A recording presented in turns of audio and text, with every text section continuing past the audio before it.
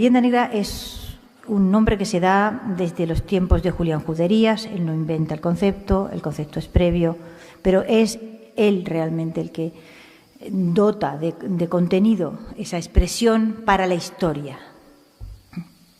Y fíjense que desde que Julián Juderías en el 14, digamos, le inscribe en el registro civil de los acontecimientos históricos eso que llamamos la leyenda negra, pasan muchísimos años hasta que ese concepto empieza a cobrar brío y, o sea, vayan dándose cuenta que desde Julián Juderías hasta la siguiente publicación de un texto que trata del mismo fenómeno de deformación histórica, pasan pues hasta el 48, que Rómulo Carbia en la Argentina publica la leyenda negra hispanoamericana.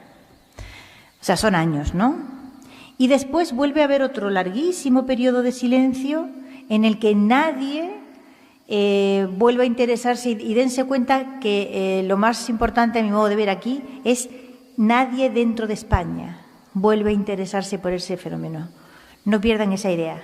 Nadie dentro de España, desde Julián Juderías hasta 1992, en que publica García Cárcel La leyenda negra, historia y opinión, 1914, 1992, no hay una sola publicación sobre ese asunto en España. Entre el 14 y el 92 lo que hay es en el 48 lo de Rómulo Carbia, que les he dicho, argentino. En el 60 el libro fundamental absolutamente de Sverker Arnoldsson de Gotemburgo, sueco.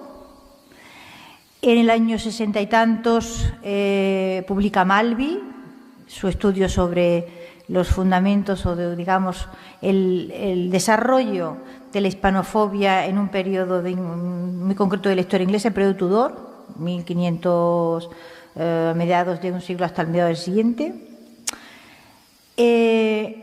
Y ahí, digamos, hay unos años, entre finales de los 60 y principios de los 70, en que la acción combinada de varios investigadores, todos extranjeros, ¿vale?, todos extranjeros, van sacando del armario todo este asunto de la leyenda negra, el sueco Arnoldsson, el norteamericano Malby, más norteamericanos con Powell, más norteamericanos con Ronald Hilton, por ejemplo, cuyos trabajos, por una serie de desdichadas cuestiones relacionadas con dónde fueron publicados, son absolutamente inencontrables. Yo ahora mismo estoy en intentar recuperar los trabajos de Hilton, que es también de esta escuela californiana de grandes investigadores. Y digo, hasta el 92 no ha habido interés alguno en este país. Y no pensemos que el trabajo de García Cárcel fue, digamos, el comienzo de algo. García Cárcel publica en el 92.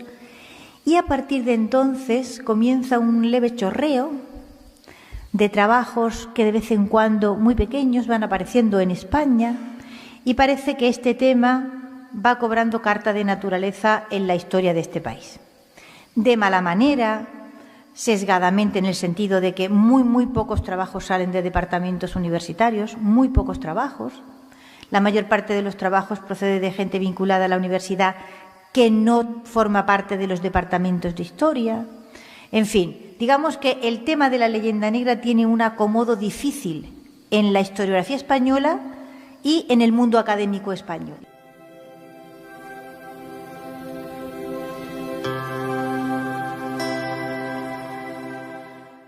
La definición tradicional, o hay varias definiciones tradicionales de leyenda negra, la de Malby es muy corta, ¿no?, y a mí me gusta por lo corta que es, aquella que la leyenda negra es una opinión unánimamente aceptada en Occidente, según la cual los españoles son inferiores a otros pueblos occidentales en aquellas cualidades que se consideran propias de la civilización. La de Julián Juderías es más larga, ¿no?, y dice que, bueno, que es una opinión, digamos, que nace vinculada a las guerras de religión y que consideran, digamos, que los españoles han sido tradicionalmente el pueblo más intolerante de Europa, ha estado siempre atrasado, son un ejemplo significativo de barbarie, etcétera, etcétera, etcétera. Bueno, esto es, digamos, si van ustedes a la Real Academia, pues lo que encuentran también que es una definición muy corta, que es opinión infundada según la cual, digamos, los españoles son un pueblo anómalo en el contexto de los pueblos europeos, etcétera. Bueno, esa es, digamos, la definición clásica, está vinculada a la idea de la negatividad en torno a España. Después iremos a ver por qué, digamos, cuaja esa idea de la negatividad. Pero yo ando siempre estudiando y he ampliado el concepto de leyenda negra, incluso con respecto al que yo di en Imperiofobia. La leyenda negra es un fenómeno mucho más amplio que eso. Tiene esa parte, es decir, la construcción de una idea negativa en relación a España. La idea de la España especialmente mala en todas las cosas que ustedes puedan considerar, digamos, cualidades morales. España es más intolerante, más bárbara, más violenta, más atrasada, más lo que sea.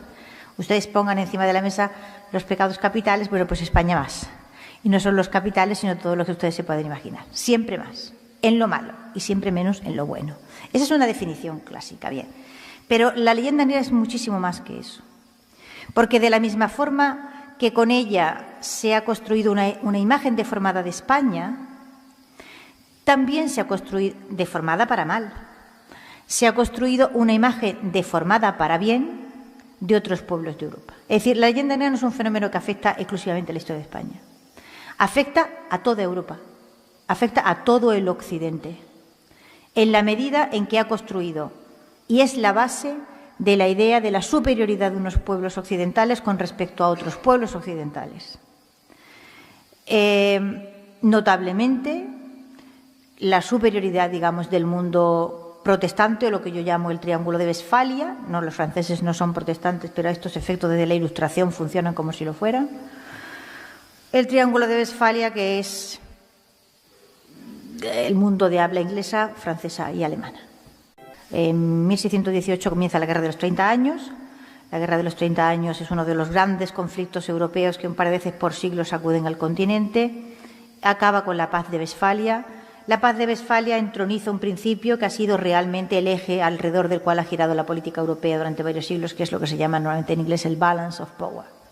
Es decir, la idea, Westfalia se firma con la idea principal o en torno al principio, que es un principio de la diplomacia inglesa, de que la paz en Europa exige la destrucción del Imperio Español, exige la destrucción de España, porque España ha roto todos los equilibrios europeos. Y que solo recuperando esos equilibrios europeos, es decir, ninguno de las grandes naciones europeas debe ser más poderosa o mucho más poderosa que las demás.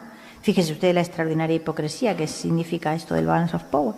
Toda vez que desde Westfalia lo que hemos tenido ha sido una y otra vez guerras incesantes entre ese triángulo de Alemania, Francia, Inglaterra. Pero bueno, es decir, el hecho de que ese triángulo, digamos, haya construido una imagen positiva, una imagen en la que supuestamente las virtudes morales les corresponden a ellos, o sea, un norte más virtuoso frente a un sur que está siempre plagado de vicios y defectos, que va siempre por detrás, indigno de confianza, etcétera, etcétera. Eso es un efecto de la leyenda negra. O sea que la leyenda negra tiene, digamos, en principio dos frentes. Uno, es un efecto propagandístico que deforma la realidad en negativo de unos, fundamentalmente de los españoles y por ósmosis de todo el mundo católico. Y al mismo tiempo, de forma en positivo, otros pueblos occidentales que han construido su idea de su superioridad moral, supremacismo, en definitiva, a través, digamos, de exactamente la misma construcción. El mismo proceso de deformación en negativo es un proceso de deformación en positivo. Mientras todas las universidades del mundo estén entretenidas investigando los horrores de la Inquisición, nadie ve los horrores que la intolerancia religiosa en el territorio protestante produjo. ¿De acuerdo? Es muy simple. Es tan básico que da vergüenza no haberlo visto. Es exactamente lo mismo. Les pongo este ejemplo muy viejo. Si ustedes intentan abarcar la totalidad de las publicaciones hechas en torno a la Inquisición española, no pueden. No les digo que se coleccionen por tomos los contenidos de los trabajos y los artículos, se coleccionan por tomos las referencias bibliográficas. Es inabarcable, inabarcable. ¿Solo existía Inquisición en España? No es cierto. Había en todos los demás sitios. ¿Por qué solo interesa a la española? Gran pregunta que ustedes se tenían que hacer e intentar contestársela. ¿Por qué no hay investigaciones sobre la Inquisición francesa? Pero es que voy a más. Mientras usted está todo el santo día, acaba de haber un congreso hace relativamente poco en Londres sobre Spanish Intolerance, ¿vale? Por supuesto, allí estaban los españoles con nuestra gloriosa Inquisición, faltaría más. ¿Por qué no British Intolerance? Las leyes de intolerancia religiosa y de represión de cualquier fenómeno de disidencia duraron en la Gran Bretaña hasta mediados del siglo XIX. Eran leyes vigentes y cualquiera lo puede comprobar. O sea que mientras ustedes están todo el santo día, dale que te pego con la Inquisición española, no le damos nada, ni nos ocupamos, ni vemos, ni investigamos, ni publicamos, ni tratamos de todos los demás fenómenos de intolerancia religiosa que en la Europa occidental se dieron durante los siglos XVI, XVII, XVIII y XIX. Si investigáramos todo ese gigantesco fenómeno de intolerancia religiosa, nos daríamos cuenta que el territorio católico no solo no queda por detrás, sino que queda muy por delante, pero que mucho. No sé si me he explicado con lo de la gigantesca maniobra de distracción. La Inquisición española fue, me gusta decirlo así porque es verdad, el sistema más razonable, humano, compasivo de gestionar la intolerancia religiosa que existió en Europa occidental en los tiempos de la intolerancia religiosa. La Inquisición no es la causa de la intolerancia religiosa. La intolerancia religiosa era lo que había desde Gibraltar hasta Cabo Norte. Nadie pensaba de otra manera.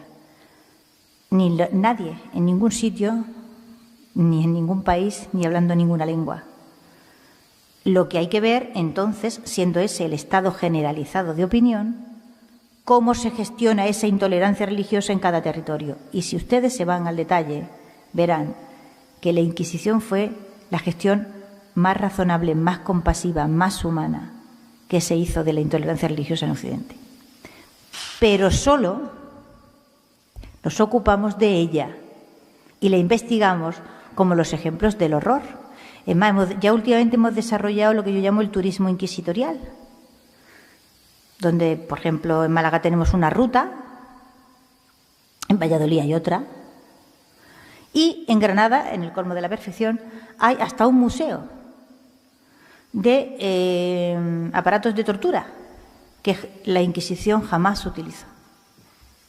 Pero mientras nosotros estamos una y otra vez hablando de esto, no estamos investigando la intolerancia religiosa en Suecia, donde da para mucho, se lo puedo asegurar.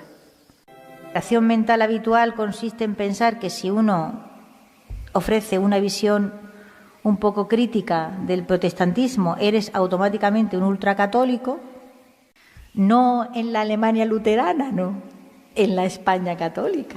A mí me parecía que había una parte del protestantismo que había que enseñar, que es que hay que enseñarla, porque es verdad. No se trata de que sean buenos, ni de que sean malos, ni de nada, se trata simplemente de que es verdad. ¿En qué consistía eso de la libertad religiosa? No consistía en nada, no existió jamás. Es falso de toda falsedad. En territorio luterano usted era luterano, y si no era luterano era usted absolutamente expulsado y le confiscaban sus bienes y iba usted a prisión o lo mataban. ¿Qué libertad religiosa? ¿Que te podía pasar eso en territorio católico? Claro, pero es que los católicos no lo negaban. Esa es la diferencia. O sea, la diferencia está en que el catolicismo nunca se le ocurrió decir nosotros defendemos la libertad religiosa. No, nosotros no defendemos, que eran para nada, pero ellos tampoco. Y en la Inglaterra anglicana, tú eras anglicano o anglicano. No solamente no podías no ser católico, es que no podías ser anabaptista, ni baptista, ni calvinista. Es decir, cada territorio funcionaba como una unidad religiosa en la que todas las demás opciones eran rechazadas. No hubo jamás libertad religiosa en ningún sitio. Y luego, claro está, el personaje de Martín Lutero en sí, bueno, hay que acercarse a él con una cierta prevención, ¿eh? Luego Lutero tiene una ventaja, es que Lutero escribía mucho. Y lo bueno es no irse a los libros que se escriben sobre Lutero, sino a Lutero, a lo que él escribió, de su puño y letra. Y entonces ya nadie te tiene que contar y no son interpretaciones. Ni Lutero tradujo la Biblia al alemán por primera vez en la vida. La Biblia había sido traducida muchas veces y esta idea de que, digamos, Lutero traduce la Biblia que estaba como secuestrada por el oscuro mundo católico y el papado y estaba, digamos, hurtada a la comunidad de los creyentes para que, ¿de qué y de cuándo? Había 14 traducciones. ¿Que cualquiera se podía acercar a los textos sagrados en libre examen? Falso de toda falsedad. En territorio luterano la única Biblia que se podía consumir era la Biblia de Lutero, las otras no podían existir.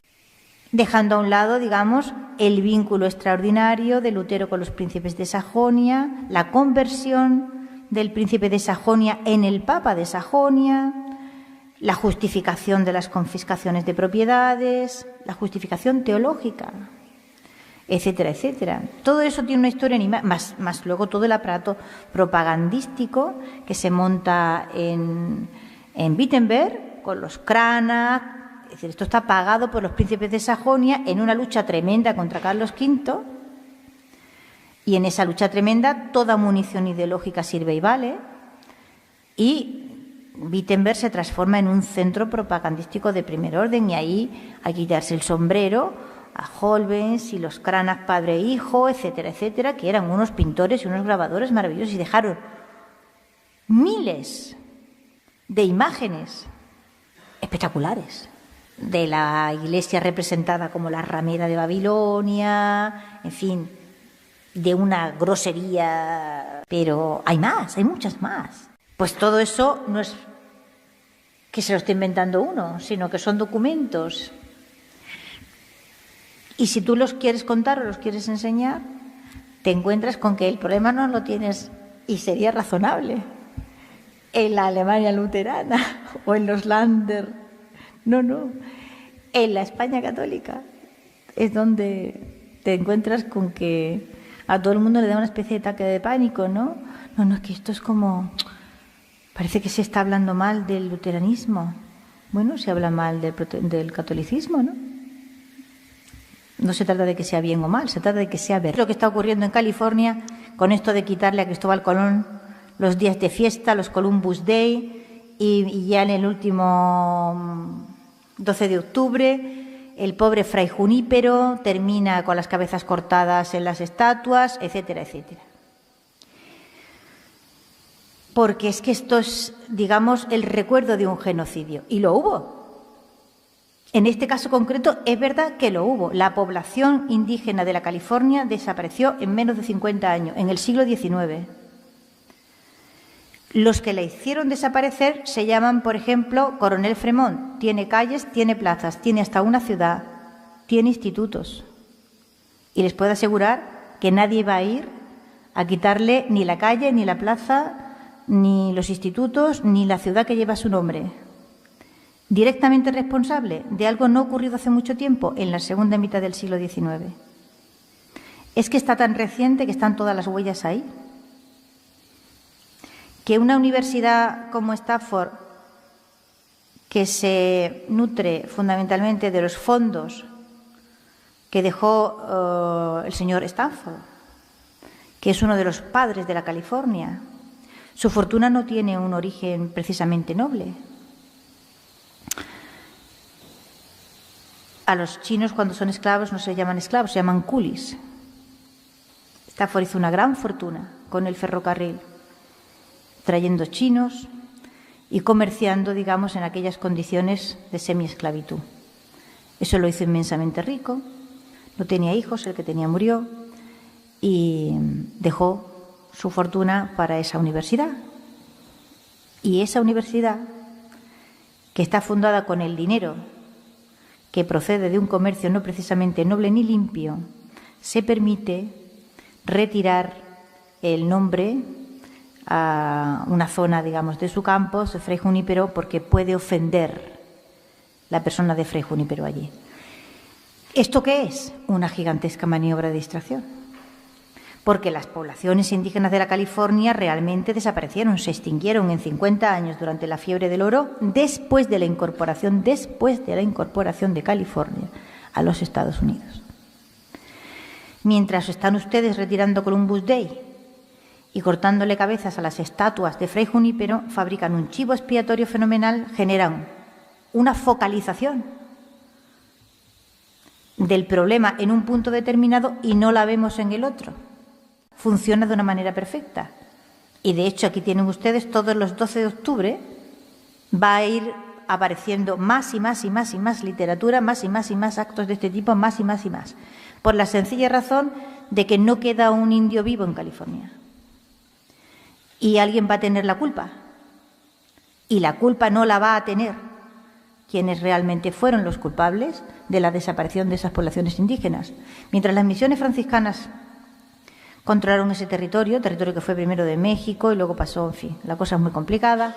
Bueno, primero era del Imperio Español, después de la independencia era mexicano, ¿no? Digamos, en la época novohispana, las poblaciones indígenas no solo no menguaron, sino que aumentaron, porque eran, digamos, pueblos bastante primitivos, en la zona alta de California, pues a pueblos depredadores, en realidad, ¿no? Entonces, el desarrollo de la agricultura hizo que inmediatamente la ganadería hizo que hubiera más alimento disponible. Cuando hay más comida, la gente se reproduce más y tiene más éxito reproductivo. Todavía siguen los pocos que sobrevivieron denominándose a sí mismos no con el nombre de la supuesta tribu a la que pertenecieron, que ellos no saben cuál es. Se llaman gabrielinos porque estaban en la misión de San Gabriel, se llaman barbarinos porque estaban en la misión de Santa Bárbara, etcétera, etcétera. Esa es su tribu. Antes de eso no tiene memoria, porque no tenían escritura, en fin, todos los indios no eran el mismo indio, ¿vale? Había muchos estadios distintos de evolución. Las poblaciones de la California eran especialmente frágiles en la zona norte porque eran paleolíticas, o sea, estaban en una fase anterior, no conocían más que el fuego. O sea, no sabían desconocían la agricultura completamente, la ganadería, ni siquiera sabían fabricar vestidos, etcétera, etcétera. O sea que los franciscanos necesitaron mucho tiempo y extraordinarias dosis de paciencia para enseñar a estos pueblos mínimamente el desarrollo de la agricultura. Estas poblaciones, digamos, pues no decrecieron, aumentaron.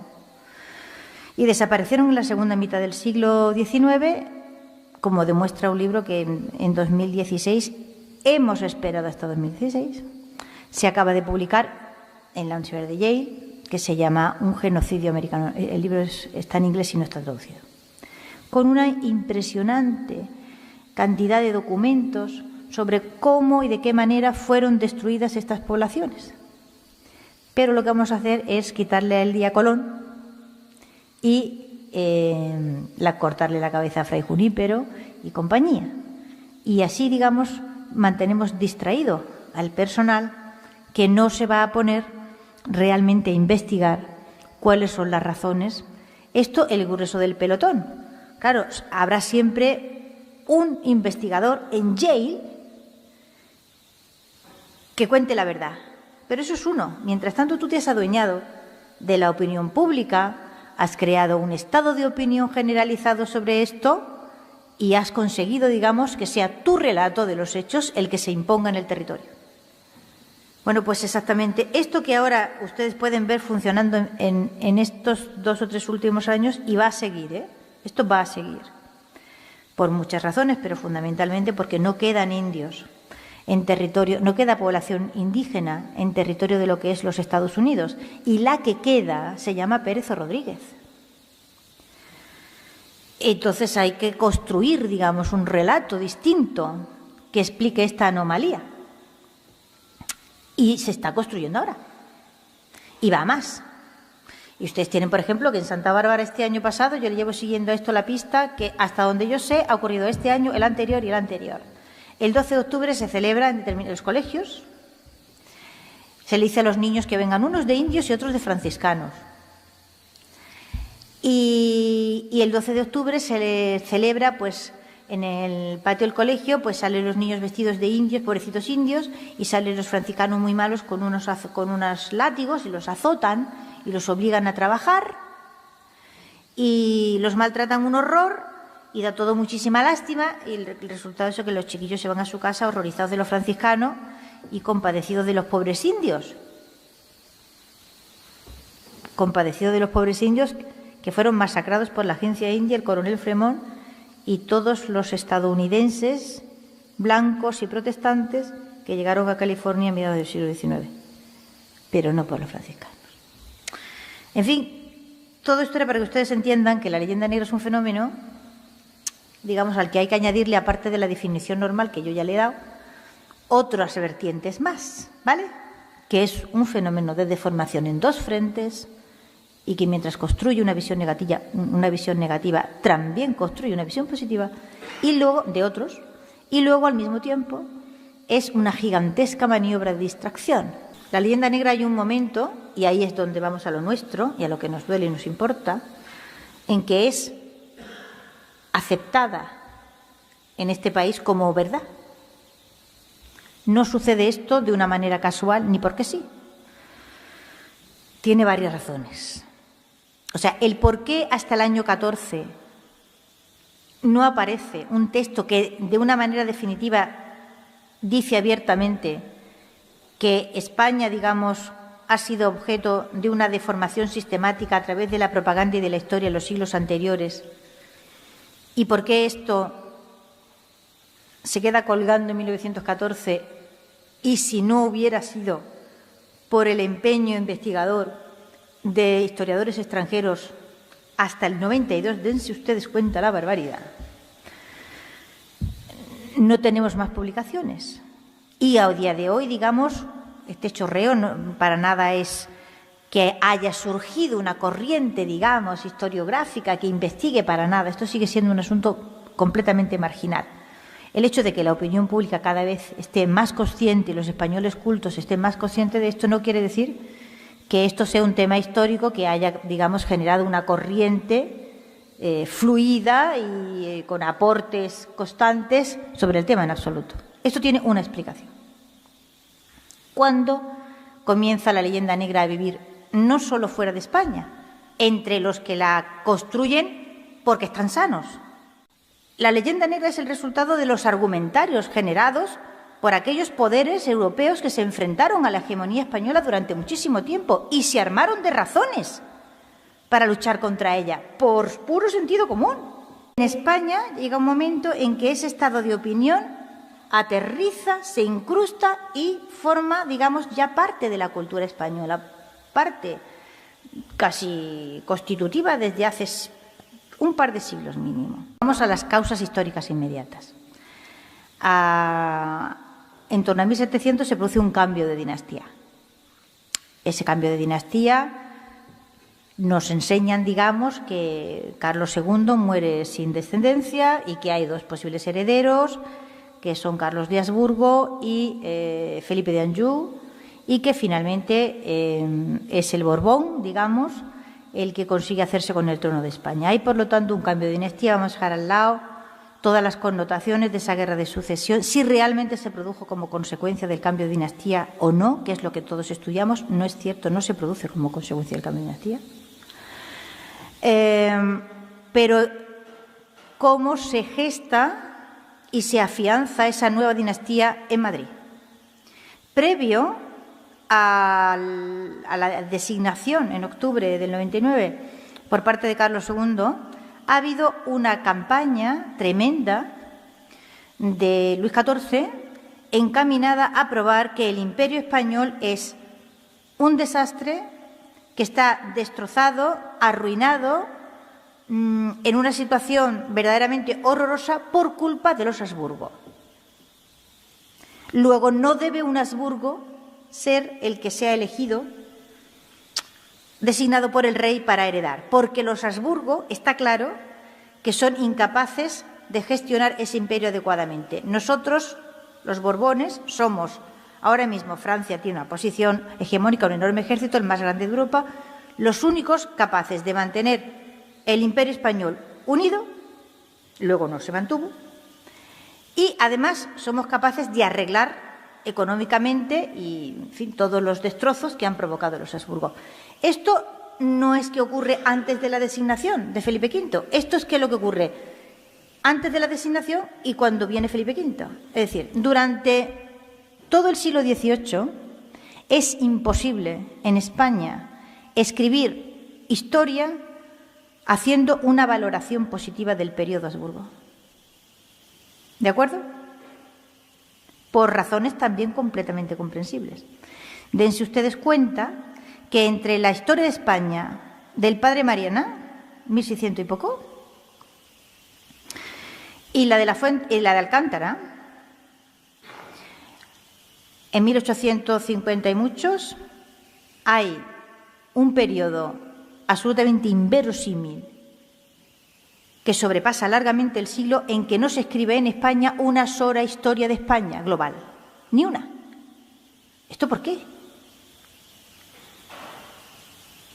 Porque, bueno, en fin, el país no es un erial. Hay universidades, hay historiadores, es ese rechazo a escribir historia de España que uno observa a lo largo del siglo XVIII, es como una laguna gigantesca. ¿A qué se debe? Pues se debe pura y simplemente a que durante la época de los Borbones no se podía escribir historia de España si no era en clave de negatividad absoluta hacia el periodo anterior a la llegada de los Borbones. Y ese es, digamos, el primer gran paso que se da hacia la acomodación de la leyenda negra. Cuando la propaganda de Luis XIV y la propaganda borbónica en general, ¿vale?, carguen contra el periodo Habsburgo utilizando todos los tópicos de la hispanofobia que se habían desarrollado a lo largo del siglo XVI y XVII. España, destrucción de las Indias, España, intolerancia religiosa, España matando herejes, España, etcétera, etcétera, etcétera. Se nos afrancesan las élites. Se nos afrancesan porque si no se afrancesan no sobreviven. Cuando llega Felipe V a Madrid, y durante un tiempo largo que dura años, el verdadero rey de España es Luis XIV, y hay documentos. Es Luis XIV quien designa a los secretarios de las secretarías de Estado. Es Luis XIV el que determina la intervención en Flandes sin recurrir al Consejo de Flandes. Es Luis XIV, en fin, hay documento firmado a puño y letra de Felipe V diciendo que son los nombramientos de su abuelo los que tienen que ser tenidos en cuenta. Esta es verdad. Esto es verdad. Esto está probado documentalmente. Evidentemente, esa dinastía nueva viene a demostrar que son ellos los que van a arreglar todos los problemas del periodo anterior. Es que es muy simple. Por lo tanto, no se puede escribir durante el siglo XVIII en España ningún texto histórico que haga una valoración positiva del periodo Habsburgo. Es muy simple. Y además, cuando llegan los franceses, llegan con sus intelectuales y sus prejuicios culturales. Los españoles empiezan a consumir historia de España escrita en francés. Y hay un momento en el siglo XVIII en que uno se asombra de comprobar que hombres insignes de la Iglesia, o sea, hombres muy cultos y profesores de universidad, han terminado creyendo completamente, pero completamente, que Felipe II mató a su hijo, Carlos. Así de sencillo. O sea, ¿cómo se produce ese fenómeno de barrido de un periodo anterior? ¿Vale? El traslado completo. Claro, es que lo que los Borbones barren cuando llegan a Madrid no es cualquier cosa. Es el siglo de oro del Imperio Español. No es cualquier fenómeno de barrido. El afrancesamiento de nuestras élites es la consecuencia inmediata de haber tenido que acomodarse a la situación de poder nueva. El que se mueve no sale en la foto. Tan no sale en la foto que, por ejemplo, de Oropesa, que fue uno de los grandes ministros de Carlos II, probablemente el economista más competente de su tiempo, seguramente uno de los más competentes del Occidente, en fin, el que produjo aquella deflación controlada del problema inflacionario que venía del reinado anterior y consiguió, digamos, reconducir la situación de endeudamiento. Bueno, cuando Felipe V llega a Madrid se encuentra que tiene superávit. La Hacienda Real tiene superávit. Oropesa es uno de los hombres que ha hecho posible ese superávit. Oropesa desaparece absolutamente de la historia. No hay ni un retrato de él. Es uno de los hombres más importantes de la segunda mitad del siglo XVII. No era, por supuesto, partidario de los Borbones. Como desaparece Oropesa, desaparecen otros muchos hombres, que ya no sabemos nada más de ellos. El más profundo y total manto de invisibilidad cae sobre esta gente. De manera que si uno quiere hacer carrera en Madrid en 1715 o en 1720, o te afrancesas o no sales en la foto. Esta es, digamos, la primera capa para entender el fenómeno de credulidad y el fenómeno de por qué en España termina anidando esa versión perversa de la historia de España, que es el resultado de la demolición, digamos, en negro de lo que había sido el periodo Habsburgo. Es simplemente, bueno, lo que permite comprender qué es lo que ocurre en España cuando la crisis napoleónica. El vergonzoso espectáculo que dan las élites españolas durante la crisis napoleónica. Estamos acostumbrados a decir el rey era una calamidad, lo era. Y los 4 ministros que había a su alrededor eran una calamidad, lo eran. Pero es que la cúspide de la pirámide lleva ya mucho tiempo viviendo en un país como si no vivieran en él, rechazando su tradición, su cultura, rechazando todo lo que era característico de ese país e intentando, a como diera lugar, imitar a los franceses.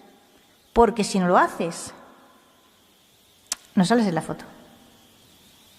No te van a nombrar nada nunca, etcétera, etcétera. Y hay que ver, es extraordinario, a mí me lo parece al menos. Uno lee las barbaridades que escribió sobre el Imperio Español Montesquieu, que escribió Voltaire, que escribió Pierre Bayle, que escribió un montón de ilustrados franceses que son perfectamente conocidos de nuestros autores, empezando por el Padre Fijó. Y no levanta la pluma un solo intelectual español, un solo escritor, para decir que están mintiendo. Y cuando la levantan, en 1782, cuando se publica la Encyclopédie Méthodique, y aparece con 40 columnas dedicadas a España, llenas de insultos, porque lo gordo de la Méthodique es que pasa directamente. Lo otro era puro desprecio y digamos, tergiversación de la realidad, pero Masson de Morvilliers va directamente ya al insulto, porque total, porque no los vamos a insultar, llevamos despreciándolos un siglo y no dicen ni mu, así que entonces ya directamente es cuando dice eso de los españoles son estúpidos, l'Espagne resta estúpida y esas cosas que ya sublevan al personal un poco, ¿no? Y hay una reacción, ahí hay una reacción, pero hemos esperado hasta 1782. Y la reacción es la reacción al insulto y a nada más. Te lees las 40 columnas de la Méthodique, llena de falsedades absolutamente, y no se responde a ni una sola de ellas. Fin. Luego viene, claro, la crisis napoleónica y ¿qué podíamos esperar que sucediera? Pues sucedió lo que sucedió. Y la crisis napoleónica no es más que la manifestación de algo que sigue vivo y actuante y vigente ahora mismo, que es que en España la gente va por un lado y las élites van por otro. No solemos fijarnos en el hecho, para mí gravísimo, en lo que tiene de valor simbólico, de que la guerra a los franceses se la tengan que declarar los alcaldes de Móstoles. España no va a esa guerra detrás de sus ministros, de sus señores, de sus aristócratas, de sus intelectuales. España va a esa guerra con la gente normal. Estamos otra vez en las mismas, no sé si lo habrán observado, ¿vale? Con el país en medio de una crisis gravísima y sin élites eficaces capaces de hacerse cargo de la situación.